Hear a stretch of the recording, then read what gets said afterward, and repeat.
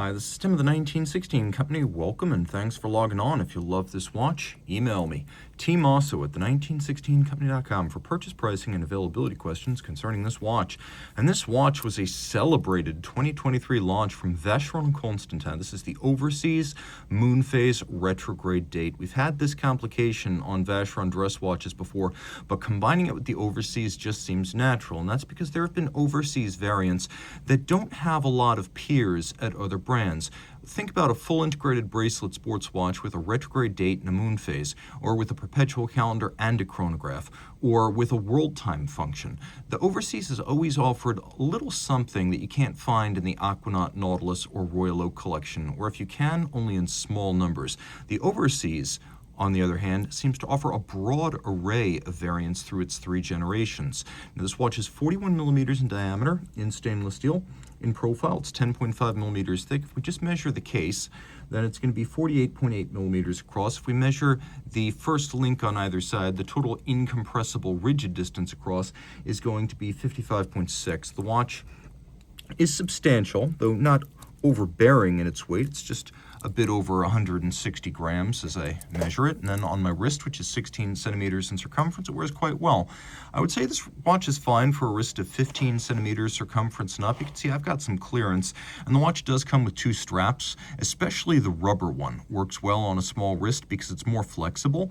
And so you get a rubber strap, a leather strap, the full bracelet, and then the two straps, both of which are blue, come with a separate deployant clasp to use with them. We'll talk about that in a moment.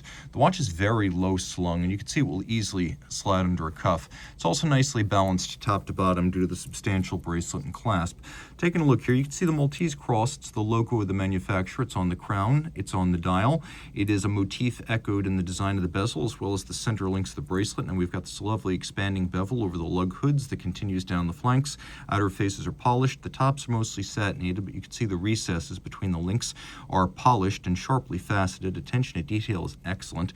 Every single link is removable, and you can even see the use of an intermediate size link to allow sizing in case you find yourself in between sizes with the primaries. But you've also got a roughly 1.5 millimeter slide out extension built into each side, and that can simply be pushed back in if you don't need it. You can use one, both, or neither.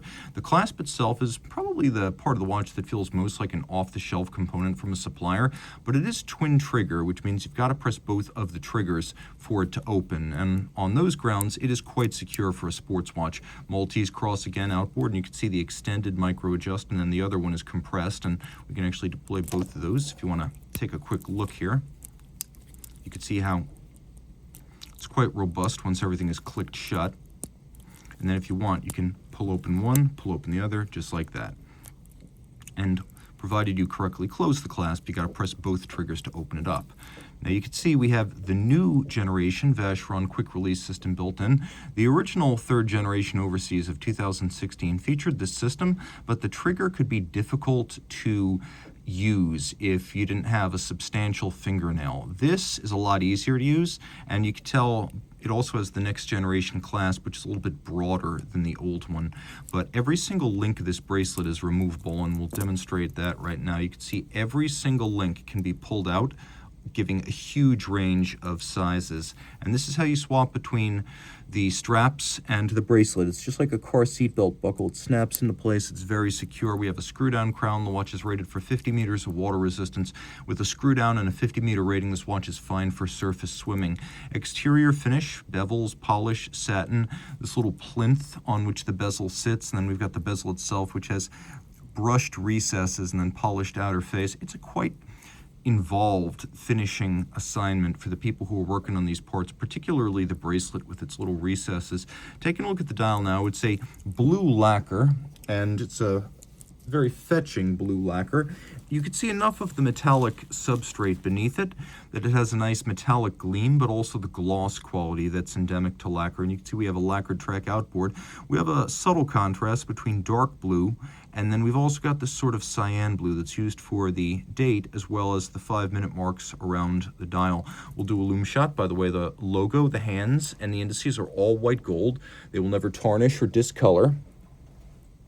We have no shortage of luminescence. And then the watch features two complications, and it's actually a double quick set, so I'll demonstrate those features here. Of course, in one position. The crown has quick set functions. That's between fully in and fully out. And I can activate the retrograding date just like that. But if I want to set the moon phase, I turn in the opposite direction, counterclockwise. Now you can see how the moon phase really scoots. Easy to do, fun to play with.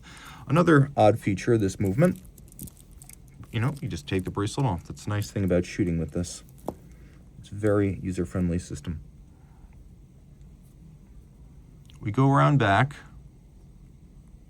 You can see I actually have a hacking function, even though the watch has no running second hand. So for whatever reason you want to stop the watch, note the balance wheel, you can always hack it.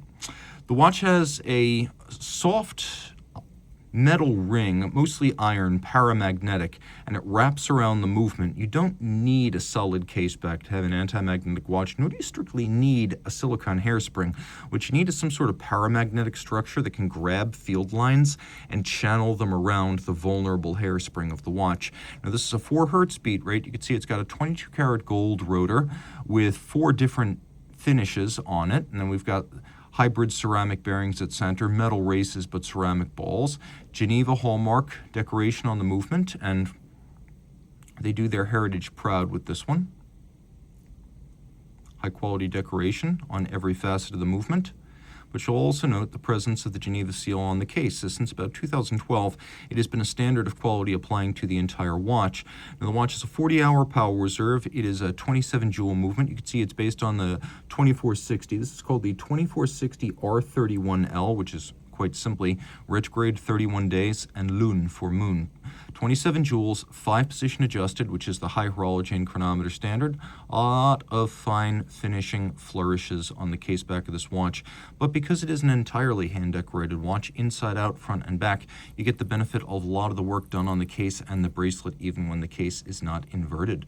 And again, a 40-hour power reserve, so just wear it daily and it'll require very few resettings.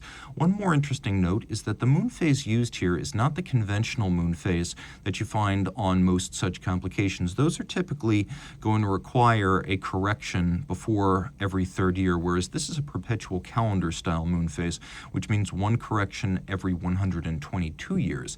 Vacheron has not looked askance to mechanical refinement. So reach out to Team Mosso at the 1916company.com for purchase and pricing details.